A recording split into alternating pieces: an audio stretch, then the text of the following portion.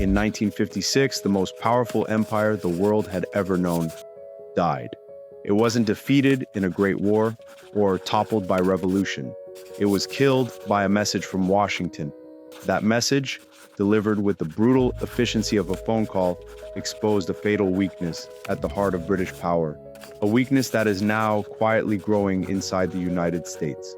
This is the story of the year an empire was revealed to be a hollow shell, and how its death wrote the script for America's future. History rarely repeats itself, but it often rhymes. The fall of a great power is never a single event. It's a long, slow process of decay, punctuated by a sudden moment of reckoning. For the British Empire, that moment was the Suez Crisis of 1956. It was a humiliating spectacle that exposed the hollowness of its imperial grandeur and revealed to the world that the old lion no longer had teeth. But the story of Suez is more than just a dusty historical event. It's a pattern, a blueprint for how global power shifts, not with a bang, but with the quiet whimper of economic reality. It proved that military might means little when your currency is collapsing and your creditors are calling in their loans. The crisis revealed 5 critical cracks in the foundation of British power: unsustainable debt, military overextension, complacency in its currency, a loss of global trust, and a political class deep in denial.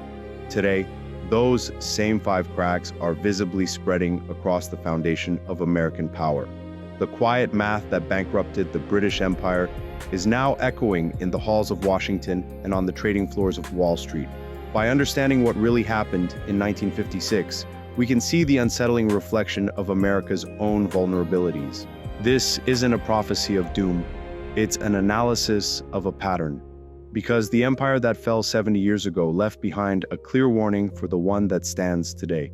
To get the shock of 1956, you first have to understand the mindset of Britain right after World War II. On paper, the British Empire was still a global force.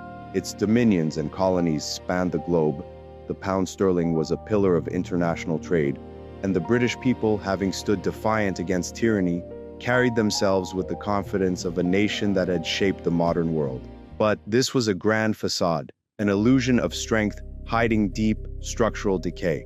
The truth was, Britain was exhausted, and more importantly, it was broke. The cost of fighting 2 world wars had been catastrophic.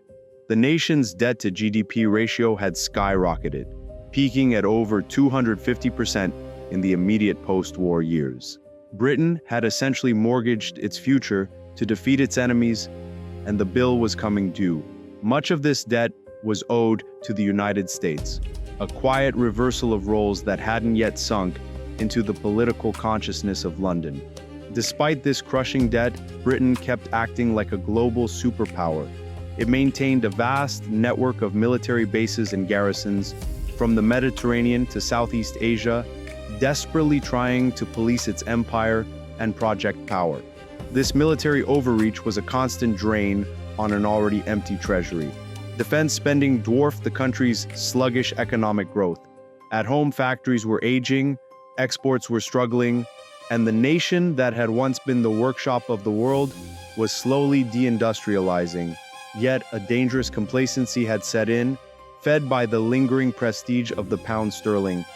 As a global reserve currency, the pound was held by countries all over the world, giving Britain a sense of financial stability that was no longer based on what it actually produced. This reliance on trust and habit rather than real output was a critical vulnerability. Leaders in London, men like Prime Minister Anthony Eden, were part of a generation that had known nothing but British dominance. They saw the world through a rearview mirror, blinded by the glories of the past while ignoring the flashing red lights on the economic dashboard right in front of them.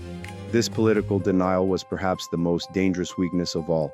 The government and the public believed the empire was a source of wealth that paid for itself, ignoring the quiet math of exploding debt, industrial decay, and an unsustainable global footprint. They believed prestige was a substitute for production. But empires don't just collapse when they're weak, they collapse when they're overconfident, mistaking the inertia of the past for a guarantee of the future. Britain in 1956 was a giant on hollow legs, just one push away from toppling over. And that push was coming. The trigger was a single, defiant act. On July 26th, 1956, Egyptian President Gamal Abdel Nasser nationalized the Suez Canal. For Britain, this was an existential threat. The canal was the main artery for oil imports from the Middle East, the lifeblood of its economy. To Prime Minister Anthony Eden, Nasser was a new Mussolini, an upstart who had to be put in his place. The act wasn't just an economic blow, it was a direct challenge to Britain's prestige and its entire position in the Middle East. Convinced that inaction was appeasement, Eden's government entered a secret plot with France and Israel. The plan was a classic piece of imperial conspiracy. Israel would invade Egypt's Sinai Peninsula on October 29th, creating a pretext for Britain and France to intervene as peacekeepers, separate the armies, and seize the Suez Canal zone. It was a 19th century plan about to collide with a 20th century reality. The operation was set in motion. Israeli forces swept into the Sinai. As planned, London and Paris issued an ultimatum for both sides to withdraw. When Nasser refused, British and French forces launched their invasion. Militarily, it was a textbook success. Paratroopers and amphibious forces quickly secured their objectives, landing on November 5th and 6th. The city of Port Said was taken, the canal under their control. For a brief moment, it seemed Eden's gamble had paid off. The lion had roared. But Eden made one fatal miscalculation. He assumed the United States would, at the very least, look the other way. He was wrong.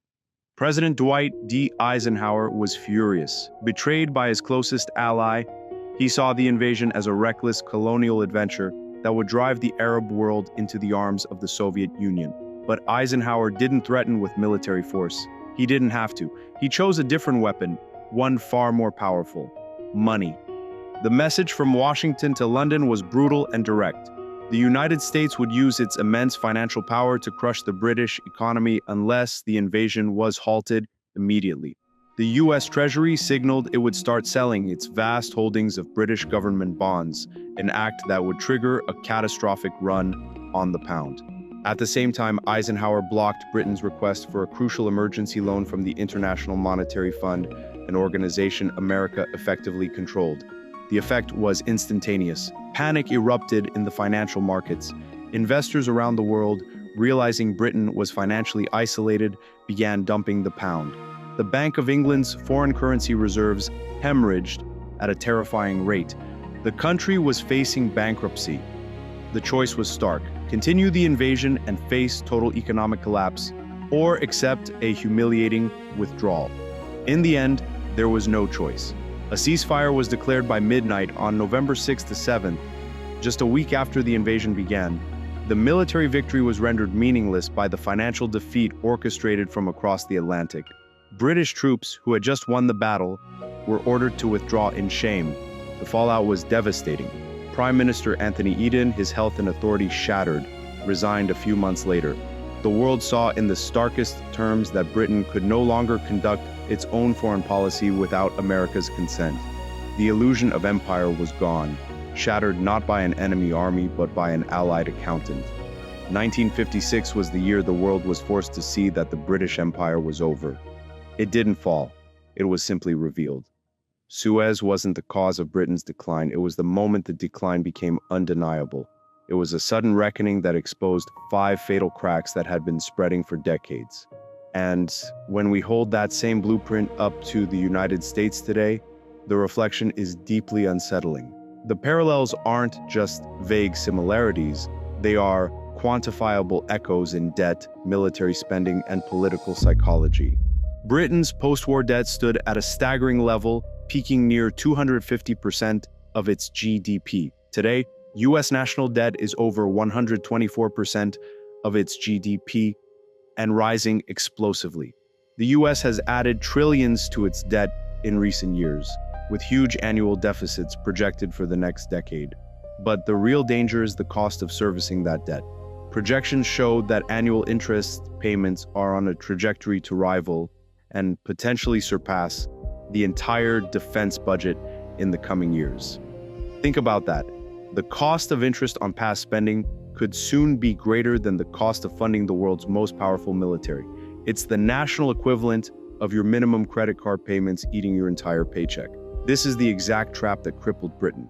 the British Empire bled itself dry trying to police its territories with hundreds of military bases across the globe. Today, the United States maintains approximately 750 military bases in over 80 countries. This vast global footprint, along with funding for foreign aid and proxy conflicts, is financed not by a production surplus, but by borrowed money. Just as Britain prioritized global prestige over domestic health, the US is stretching its military and financial resources to their breaking point. For decades, the world ran on the pound sterling.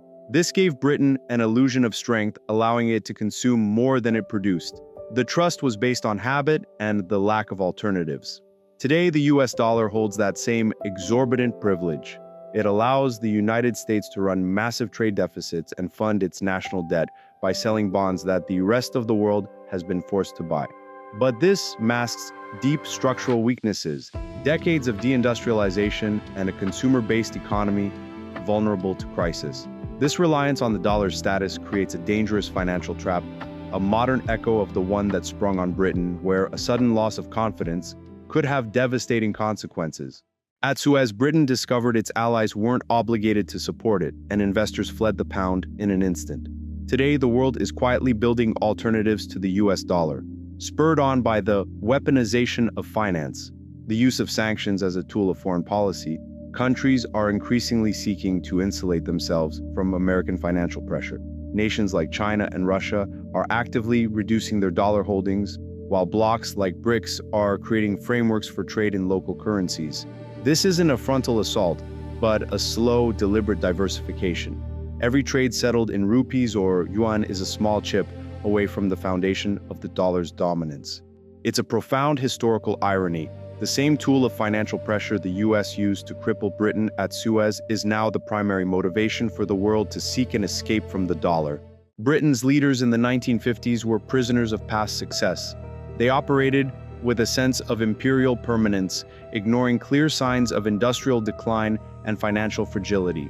Today, a similar denial pervades the American political establishment. There's a prevailing assumption of permanence, a belief that American dominance is a natural state of affairs. This mindset overlooks the hollowing out of the manufacturing base and the fact that America's share of global GDP peaked long ago. Strength is now measured not just in economic capacity, but in whether the population feels the system serves them. Like the British before them, America's leaders seem to be looking in the rearview mirror, celebrating past victories while driving toward a mathematical precipice. So what would an American Suez moment look like? It won't be warships steaming towards a canal. It will be a crisis that unfolds not on a battlefield, but on the screens of the global financial system. The Suez pattern wasn't about military defeat. It was about a sudden, catastrophic loss of confidence, where financial reality overwhelms political posturing. An American Suez moment would follow the same script. Imagine a scenario. A major geopolitical flare-up occurs. The United States, as it has for decades, responds with severe financial sanctions on a major rival. But this time, something is different. Instead of complying, the targeted nations, having spent years building an alternative financial infrastructure, retaliate. They announce a coordinated, large-scale dumping of their U.S. Treasury bond holdings. Suddenly, the foundation of America's financial power cracks. The value of U.S. bonds plummets and interest rates skyrocket. The stock market panics. The cost for the U.S. government to borrow money becomes astronomical overnight, making its massive deficit unmanageable. The Federal Reserve would be trapped, forced to either print trillions to buy the debt, triggering hyperinflation, or allow interest rates to soar, crushing the economy. In this scenario, America's military power becomes almost irrelevant. What good are aircraft carriers when you can no longer afford the fuel to deploy them or the interest on the debt used to build them? The call that ends America's empire won't be from a rival, but from its own creditors.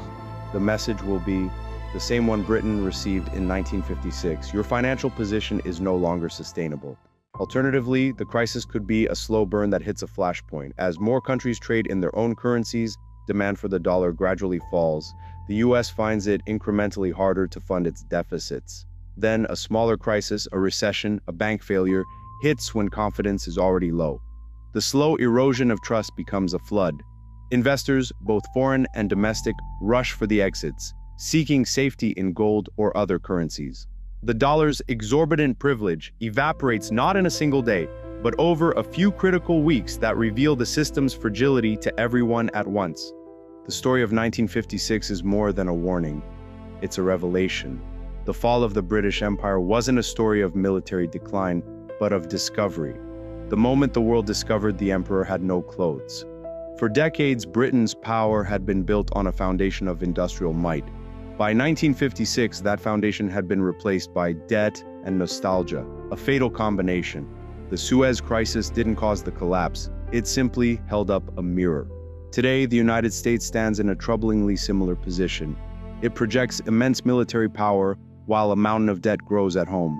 Its currency, the bedrock of its global influence, is trusted more out of habit than a clear-eyed assessment of the country's economic health. And all the while, a quiet global rebellion against this system is gaining momentum. The parallels aren't a prediction of doom. History isn't destiny, but it is a map of the patterns that lead to failure. The same forces of debt, overreach, and denial that brought one empire to its knees are undeniably at play in another. The question isn't whether the era of unchallenged American dominance will last forever. The question is whether its leaders will recognize the warning signs before being confronted by a crisis of their own making. The quiet math of empire is unforgiving. And as Britain learned in 1956, the moment of reckoning always arrives, often when it is least expected. If you want to learn more about the events that shaped the global economy, make sure you are subscribed. See you next time.